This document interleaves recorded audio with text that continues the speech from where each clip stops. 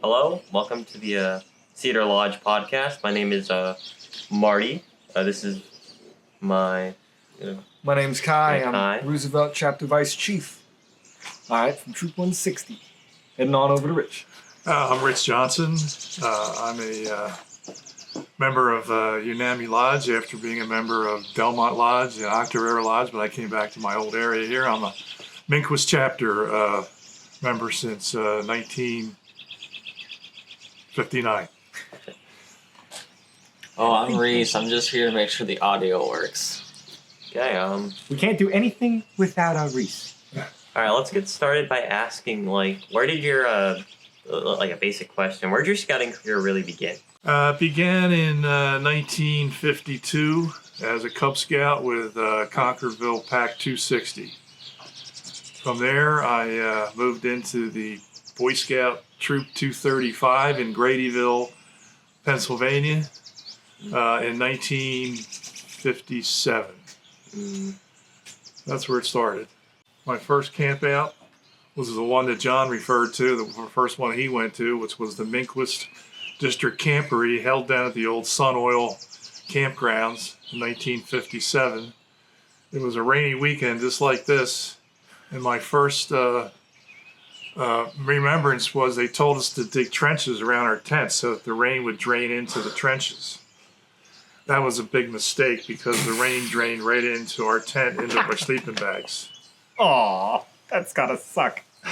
Yeah. So that was the my first introduction to Scouts. 59, I was elected patrol leader in my troop. We had 4 patrols, and I was the patrol leader of the Flying Eagle Patrol. That's a cool man. Yeah. So with that, we went on a lot of campouts, a lot of hikes. Our scoutmaster was a fellow named Sam Montgomery, who well known to this camp. He had 3 sons, all became Eagle Scouts. I never made it to Eagle. I made it to Life. But those Scoutmaster sons, they all made it to Eagle because he was right behind them. So our first camp was Camp Delmont in 1958. 58, yeah. Came up here. I came to Delmont in 58, had a great week of camping. Earned the basic merit badges, basketry, cooking, first aid, swimming. Had great times at the pool. Was tapped out for OA along Long Lake. As Mac was saying, in those days, the Indian ceremonials came across the lake in canoes with fiery torches, all decked out with war paint, headdresses, breech clouts. Came out of the canoes and they lit these fires at either end of the camp line, so everybody's assembled there. It's a long line. Had a big fire at one end, they had fire at the other end. So the one Indian comes out and lights his torch and takes off and starts running back and forth along this long line along the lake. And as Mac described, every so often he would stop and just look at somebody very intently, and then if he saw there was a hand over the back of the scout, he got tapped out. So that happened to me. I was tapped out by a scout named Jerry Redmond, who was a black scout from Concordville 260, the troop. And he did the tap out like Mac described. It was 2 hits followed by a punch. And you landed back in your scoutmaster's arms, and they just hurried you away, and you went and got your pack, and then you went out for your ordeal. So I think I was one of the last scouts on an ordeal who walked across the Bridge of Smiles, which is no longer there. Yeah. Bridge of Smiles was where you went on to the other side of the camp across Swamp Creek Road. And that's where the pre-ordeal site was held up in this big boulder field. Mm-hmm. Then they took you out of there and then walked you down to a place called the White House. And from there, you went up this hill called Topsail. There's a cabin up there. That's where the ceremonialist teams, prepared themselves. And that's where the ceremony was held on Saturday night. So that's when I was inducted, June 5th, 1959, and got very active with the Order of the Arrow along with my troop, continuing on as a patrol leader. And Oh, let's see. Got interested in the ceremonies, and my neighbor was a fellow named Charlie Dittinger. He was one of the vice chiefs, and he was our ceremonial team leader for Minquist District. There were, like Max said, there was 4 or 5 districts that had their own ceremonial team, and we competed against each other. Minquist chapter always had a very good ceremonialist team. I mean, we knew our parts perfectly. We never had any mess ups. So we were in the dining hall for breakfast, and they made an announcement, and they said Minquist chapter is looking for a ceremonialist because their guy got sick. So we need somebody to volunteer. That ended up being you. Well, let me finish the story. It wasn't me. So we all went up to this Adirondack where we were practicing our parts. We spent the morning and most of the afternoon practicing, make sure we had it down, verbatim. So while we're there, this young lad shows up, walks up to the Adirondack, and we all looked up and said, "Yeah, can we help you?" He says, "Well, yeah, they said that you needed an extra ceremonialist for the ceremonies." We said, "Yeah, we do." It was this guy right here, John McFarland. So we looked at him. We said, "So, what parts do you know? What part do you know?" He says, "I know them all." I said, "You know them all?" "Yeah, I know them all. Alawasakima, Mateo, Kitchkanet, and Nudikit." So we don't need anything except a Kitchkanet. Can you do Kitchkanet? He goes, "Yeah, I can do Kitchkanet." So from then on, we were the ceremonialist team for Minquist for what, 2 years? 3 years? 3 more years. We were every time they called on us, we were the induction ceremonialists. So that was a separate career unto itself. 1960, I started going to the old Area 3A meetings. They had a lot of them here at Delmont. They had them here at Resica. But the first one I went to was 1960 at Delmont. I was on the kitchen crew, and I was a waiter, and we took care of, I don't know, there must have been 200, 250 from the different lodges that we belonged to back in the Area 3A days, and we took care of all their needs for morning, breakfast, lunch, and dinner. That was an Waitering is a lot experience. harder than a lot of people think. Pardon me? Waitering and food service is a lot It harder is. than It people is. Yeah, think. you're on your feet all day. Oh, yeah. practically. You got to set tables, take them down, clean, sweep. All those things. You got to keep things spick and span. So from the Area 3A, I got noticed by this legend here at Camp Delmont in those days was a man named Robert Runyon, better known as Doc Runyon. And after one of the weekends, he walked up to me. He said, "How'd you like to go to a National Order of the Arrow conference?" I said, "I didn't know there was such a thing." He said, "Yeah." He says, "I'm going out. And if you'd like to go, if you'd like to sign up," he says, "you can ride with me out in my International Harvester." I said, "Okay, I have to ask my parents." So I went home. I asked my parents if I could go, and they said, "Yeah, as long as you earn the money." In those days, it cost $26 to go to a National Order of the Arrow conference. Oh. I wish $26 those bucks. prices were here nowadays. $26. That's what it was. That was the fee. Plus, you had to pay for your transportation. You kidding me? That's pocket change now. Yeah, right. So I get all set to go. I was working at the Cloverleaf Inn over in Lima, PA, to earn the money, working on a farm, baling hay, anything I could do to make the $26. So I got it taken care of, and next thing I know, my mother said, "So how are you getting there?" I said, "Well, we're driving out with Mr. Runyon." "Who's he?" Well, I told him who he was. He says, "Well, I want to talk to him. You're just not going to go out with somebody I don't know." So I called up Mr. Runyon. I said, "Would you mind talking to my mother and dad? They want to ask you, how we're getting out there and all of our arrangements." He goes, "Sure, safety, sure. yeah. Put them on. So mother gets on there and she says, "So Mr. Runyon, you're driving out to Indiana, I understand?" "Yes, ma'am, we're driving out to Indiana." He says, "I love to drive. We make it educational. We stop in places, we look at historic sites. We just don't drive out and drive back." He said, "Oh, that's very nice. So where do you stay on the way out?" He said, "Well, we stay at Roadside Rest." Mother says, "Roadside Rest? You mean like where you pull over and have a picnic lunch and there's just picnic tables?" He goes, "Sure." He says, we pull off there. We we make our snacks, we have our food, and then we sleep on the tables. The older said, you got to be kidding me. He says, yes, ma'am, that's what we do. We stay at roadside rests. Oh, my. It's on the side of the road. On the side and of the road. we rest. And we rest. Roadside rest. That's where we stayed, in roadside rest. On the way to NOAC in 1961 was the first Order of the Arrow conference I went to as a delegate. Yeah, that's very interesting. Do you have any like specific memories like from said conference or no? Yeah, I do. My roommate was Dave Gingras. Ever heard of him? Mac has. Yeah, he was my roommate out there. Yeah, I have a good memory. Good memories of that. I got to meet E. Erner Goodman, the founder, and the new co-founder, Carol Edson, who had disappeared for many years and came back into '61 to be known as a co-founder of the Order of the Arrow. So, like all good leaders, they appeared and they spoke, and they didn't want them to sign their signatures on your sash or your handbook or whatever. So Gingras and I walked over to get in line to meet Dr. Goodman, and was he a doctor? Edson, was he a doctor too? No, Colonel. He was a colonel. He's a colonel in the Marines of the Army or something. Anyway, so he's there, and there's two lines. The other line was for Shelley Fabares, who was a movie actress who had been selected as the honorary princess of the Order of the Arrow. So Dave and I They said, have titles for that sort of stuff?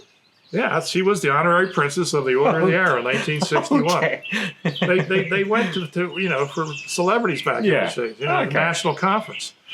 So we're in two lines, the one for the founders and the one for Shelley. So Dave and I said, which one should we go into, Dave? And he says, Dave said, Rich, let's go for Shelley. So we got in the Shelley Fabares line to get her autograph. Rather than going over to the founders. We did get their signatures later, but not on our sashes. They were kind of done with that. So anyway, that was my fondest memory there. But we met scouts from all over the country who came there. They had the big arena shows, the American Indian dancing shows, which were so incredibly impactful to young people who have never seen such a thing, to see Native Americans there in their full regalia. So it was really eye-opening. So from there, went on to, let's see what I do next. I went to Philmont Scout Ranch in 1963. I went out there with my scoutmaster, Sam Montgomery. He was the crew advisor. I was the crew chief because I was the only explorer. So we went to Philmont, and in those days we went by train all the way out and all the way back. So we got on the buses in King of Prussia, bus down to Baltimore. When we got to Baltimore, there was a big parade going on, so they made us part of the parade to march in the parade from where we got off the buses. You guys going to And parade. then we go down, we marched the parade down to the train station, left the parade, and then got on the trains. And next time we got off the train was in Chicago, went around the horseshoe curve, and then we had a full day overnighting in Chicago. So we all went to the movies and you know, walked around Chicago in what they call the Tenderloin, I guess it was called, someplace like that. And next day we got on the train again, and next time we got off was in Trinidad, Colorado. Off the train, off the baggage car, they threw your pack at you, and up on the school bus, and they drove you down to Philmont, to Tent City, and that's where we got into our, you know, shakedowns and figuring out what we're going to be doing for our trek. No, I've never been to Philmont. How was that? You come back a changed person. I've heard that one before. Yeah. Sure. You got to protect yourself out there because the sun will fry your brain if you don't have a hat on with a bill in the front, not turned around. In the front, or one of those Vietnam, you know, boonie hats like he has. You got to have a hat on. Okay, you got to lacquer yourself up with sunscreen so you don't get burned up out there. But it's the high adventure of all high adventures. We hiked about 80 miles, so it's roughly 9 to 10 miles a day. We went to places high up in altitude and places that were further down. You run into bears everywhere you go out there. We got to ride horses in a cavalcade That's actually for a neat. day. That was pretty neat. Let's see, what else? Went up to a place called Cypher's Mine. There's a cabin up there. This fellow named Charlie Cypher lived in it. Inside that cabin was this huge, big black stove that you wondered how he ever got it up the mountain. It was so huge. Well, somehow they did back in those days, and that thing's still in there. Wait. So, to your understanding, it was just like somebody like brought it up by like a wagon or something like that. However, Like I would assume that like the materials were brought up and it was built up there. maybe it's hard to say because this thing was so immense. You wondered how it ever got in there. Yeah. It had to have come by a wagon, horse-drawn, but the mountain's straight up, so you had to figure it took a while to get up there. Oh, But that's where old Charlie Cypher had his stove in that old cabin. So anyway, we hiked around up there and we came into a camp called Pueblo, and there is where I got injured. Somebody was playing around in the camp, around the fire, and threw a log in, and the hot embers came out and hit me in the eye. Oh. So I was evacuated out of there, back down to base camp, and got my eye, first aided to my eye, and they were going to keep me, not let me go back. But then I said, "Hey, you can't do that." So it got better enough, so I was able to rejoin my crew back out in another one of the base camps up there. I imagine that there were some stern words that you exchanged. There were, and I had to wear an eye patch for the rest of the time I was out there. That's gotta stink. Yeah, so it was different to do that. So we had quite a first trek out of Philmont. I've been out there 3 times again during my lifetime. My last trip out there was in 2006. I went on a thing called Autumn Adventure. It was just for adults. No scouts. It's just adult leaders. Must have been awesome. Very nice. And I got to climb Trail Peak, which is where the B-24 bomber went down in 1942, 43, I think it was. It crashed into the top of Trail Peak. And a gentleman who I was very close to in those days wrote a book about it called The Last Flight of Liberator 1141. And it was piloted by an Eagle Scout. It was co-piloted by a Star Scout. And most of the other crew members had all been in Scouts. And they were all killed as that aircraft hit the top of Trail Peak about 200 feet below the peak. And the engines, they was going about 400 miles an hour because they were in a rainstorm, and the icing had hit the wings and it had weighted it down, so they couldn't recover. So they hit that thing going 400 miles an hour, and the engines, all 4 engines, broke off the wings and catapulted right over the top of the Trail Peak and down into a deep chasm below. But the fuselage, pretty much, the ones in the front were completely obliterated, but the ones in the back, when they found them a number of days later, they looked like they were asleep. So parts of that plane are still up on top there. There's a part of the wheels. The wheels are still up there laying under evergreen trees. Part of the fuselage is up there. It's now a total solid silver color because it's been bleached by the sun for so many years. And like I say, Bill Cass wrote this book about it, and as we were up there, he asked us if we would all excuse him for a few minutes while he went and said goodbye to those airmen who lost their lives up there, who had all been Scouts. So he actually had built a memorial up top there on Trail Peak. Trail Peak is 10,241 feet high.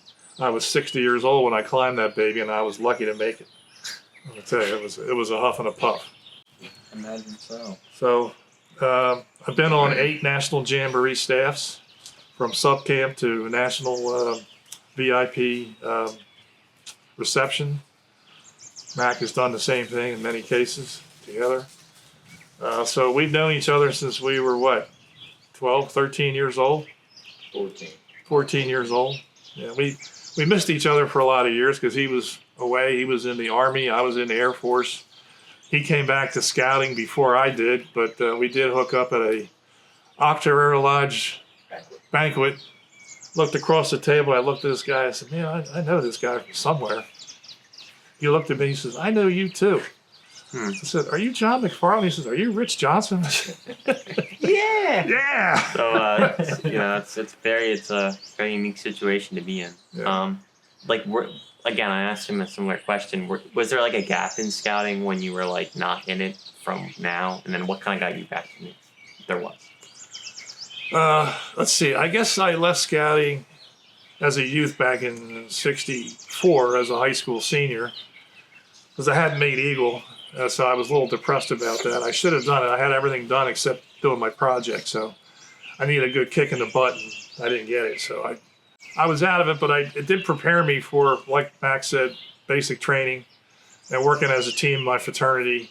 It did teach you how to work as a team to get things done, to do projects, to become a leader, because I was always appointed either as a squad leader or as a pledge trainer or as an officer in a fraternity or as I was what they call a rope in tech school in the Air Force. They have guys they call ropes. You wear a green or red or a yellow rope around your, like an Army officer would wear. It's in special duty. So you were known as a rope. So I was a yellow rope, I guess.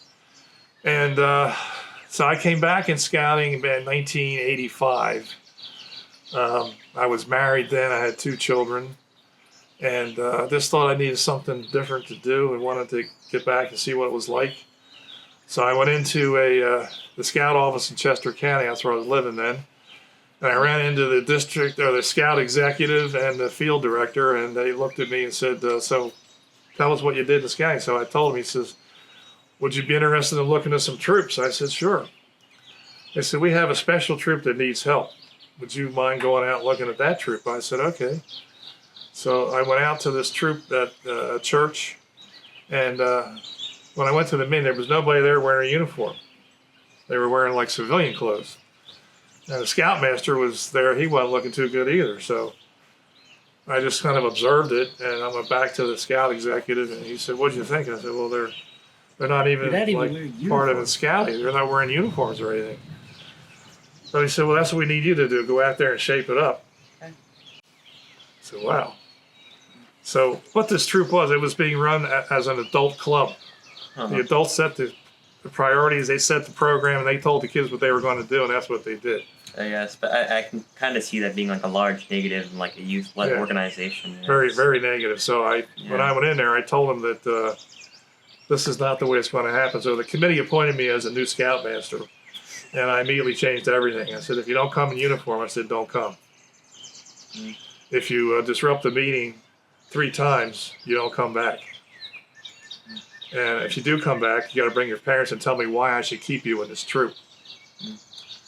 So I set ground rules, I set, standards, and the troop went from about 13 kids to 36 kids 2 years later. That's like a crazy transformation just from like That's pretty massive. a shift of focus. Like the right mindset's all you really. But I also was able to recruit great assistant scoutmasters that came in and helped me because they had sons who wanted to be in scouts. I think I had in that span of time from 1985 until 91 when I moved on to something else. I think I had like 12 Eagle Scouts made it in those years. I had 12 Eagle Scouts. 12 out of 30 is like a pretty decent number. That's a 33% chance. Yeah. So 3 of them made it into the military academies. 1 went to Air Force Academy. 11%. 1 went to West Point. The other one went to Naval Academy. Wow. And all of them became military officers. High shooting goals, Yeah. So we had great trips. We went to the West Point Scoutmasters Camporee at West Point. We were invited there. That was an ordeal in itself to go up to West Point and participate in the Scoutmasters Camporee because they treat you like you're a cadet just coming in. You can only take 25 boys and 2 leaders, and they gave you 25 by 25 by 25 by 25 campsite. You had to get everything inside that 25 square site. Everything.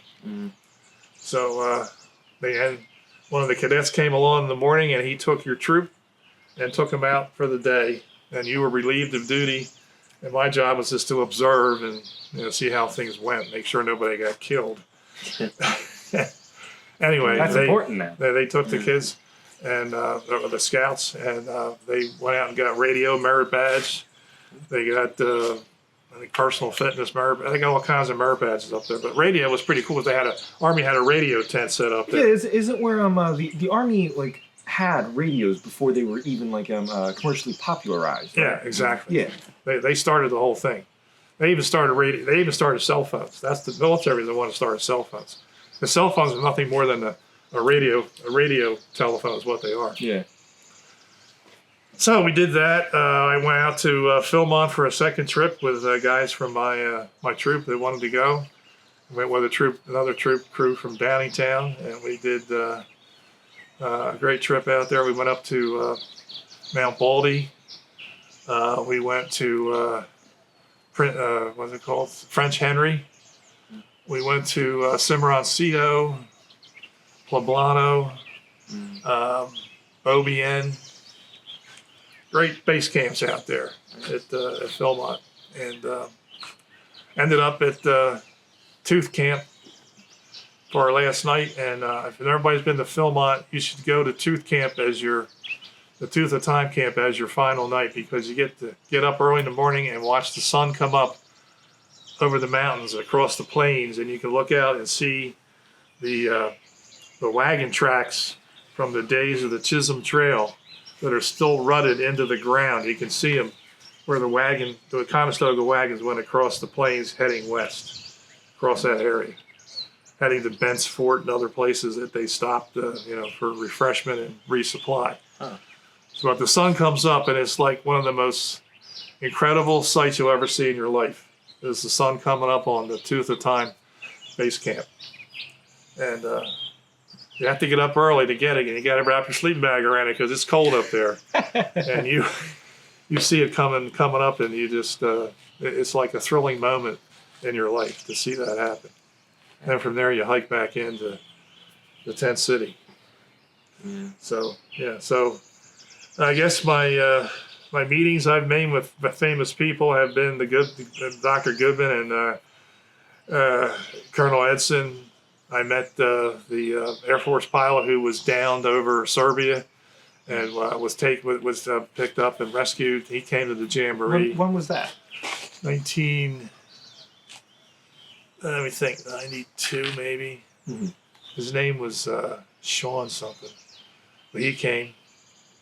I met the fellow who was a pilot that was lost over the mountains, famous flyer who was in one of those aircraft. He disappeared. I forget his name right now. Dick somebody.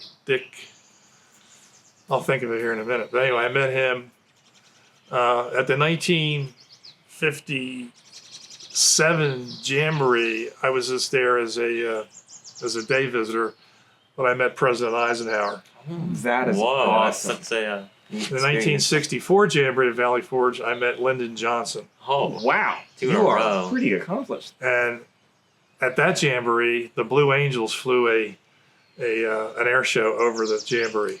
I'm Valley sorry. What are the Blue Angels? I'm not familiar. They're the Navy aeronautical aerial demonstration team. Oh, okay. Yeah. The Air Force has the Air Force Thunderbirds. The Navy has the Blue Angels.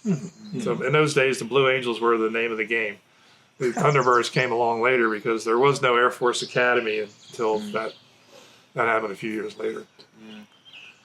So it's been an interesting ride. I've met lots of people. I eventually moved on into a federal job. I was a federal official for 20-some years Whoa. in Washington, D.C. So I met a lot of Eagle Scouts, people who became very important folks like Robert Gates, who was a Visual Honor member. He came as a speaker at the 92 NOAC, I think it was. And he had been the Secretary of Defense under Obama. Well, back in those days, he was the CIA director, Whoa. Yeah. Robert Gates. So I got to meet him. Let's see. More importantly, I got to meet the people from this lodge who are very important to the conduction of the arena shows at all the NOACs, Jody Troyan and Steve Berinsky. They were from this lodge. But for their participation and directorship our arena shows would not have done the justice that was done to them. Quality. Top Yeah. quality at the OA shows and also at the National Jamboree stage shows. They did those too. Both those guys from this lodge. If I may ask, who's somebody you find to be like a really influential person in your scouting career, or like in terms of like Influential, more impactful? I guess my scoutmaster, Sam Montgomery. He had been a Marine officer. He was very good in first aid. He did hurry up first aid cases like nobody could ever do. I did my ordeal with him here. And I'll admit this to all of you right now. They gave you 2 matches when you take your ordeal in those days. You couldn't start your fire in 2 matches. You flunked. And they sent you back. Yeah, We took our ordeal. It was pouring rain. And the only place to get something dry was at the bottom of a cedar tree where the shavings are. They were bone dry. So he actually told me where to go, and I went and got him and started my fire. But I maxed out on the 2 matches. He came over and gave me his second match, and I was able to get it going and got it going. Kept the fire going as long as they wanted you to do it. It's a very good demonstration of brotherhood and stuff like that. Right. Yeah, he was always Quick! I need help with my fire. Quick! I didn't even say anything. He just looked over and saw I was having trouble, so he just came over and did it. What do you think your impact will be years down the line? Well, I was able to make the difference in at least one boy's life. Admirable. In my case, I was very lucky to have been influential to help a lot of boys attain their goals, to head off to college, become military officers, to become businessmen who really espoused, the Boy Scout oath and law. These men and now ladies are involved with us at a pretty, shall we say, momentous time in our history, where this is really an important organization to keep going, to make it be all it can be, and help the next generation. Help the next generation move on, because you're not going to get a better leadership experience than in scouting. Yeah, It prepares you for life.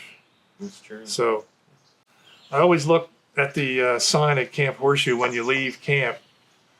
It says, "Be prepared for life," It's true. as you leave.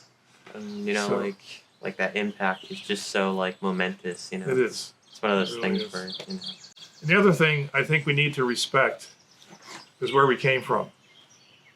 The Order of the Arrow is a thing of the outdoors. Yeah. Dr. Goodman said that in one of his first writings. The Order of the Arrow is a thing of the outdoors. It's a school of the woods.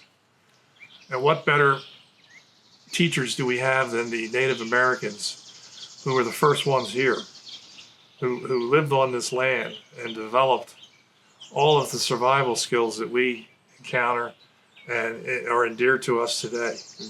Well, it was nice having you on the show. Of course. Thank you very much for the that. opportunity. I appreciate it. Very nice, looking in on other people's lives and seeing the impacts they've made in Scout. It's very interesting. Yeah. There you go. Fine. There we go.